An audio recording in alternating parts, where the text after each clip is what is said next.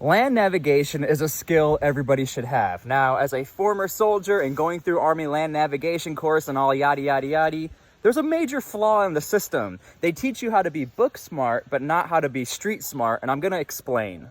Now, here's what I mean by a book smart soldier. They want soldiers to be able to identify all of these terrain features. They want you to know where the legend is on a map. What do all the colors mean on a map? That's very important, but where do we go from there? How do we actually navigate this map and use it to our advantage? Well, I'm gonna show you the basics. Now, at the very basic level, understanding these contour lines, the closer the lines, the more of an elevation change there will be. The further the lines, the less of an elevation change there will be. In fact, we're on top of a hill, and I'm gonna show you this theory. Quite simply, when you look in front of you, there's no elevation change. Also, if you look up, you're at the top of a hill. Very easy to identify. So now that we are closer to the edge and we're gonna get a visual on these contour lines, I'm gonna show you, you can see the elevation change.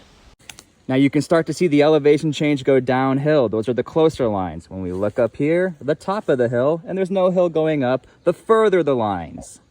Now, how do we use this all to our advantage at the most basic level? Well, let's say we just walk this portion right here and the lines are closer and you're sucking going uphill and you're really tired. Well, now that we're at the top portion, there's no elevation change. We can see that from the further lines. That's where you're gaining all of your time back. You can now start to walk a little faster. You can regain all that momentum, and who knows, it might get dark outside soon, and using these portions right here will really save you a lot of time, especially if you're going on a really long hike, especially like a 10-mile hike. Use these portions to your advantage. Now, just because a trail is marked doesn't mean you can get lost. Yeah, we just walked up a hill and you may think that's easy, but let's say you're walking down a 7-mile hike and you're going up and down several hills. It's very important to mark every time you go up a hill and down a hill, because from there you can literally locate where you are on that trail.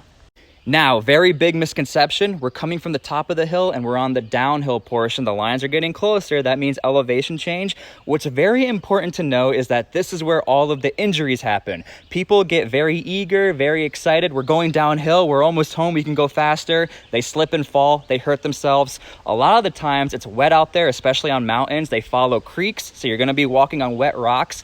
Take your time on the downhill portion. You know you're almost home. You know it's going to be a little easier, so take your time.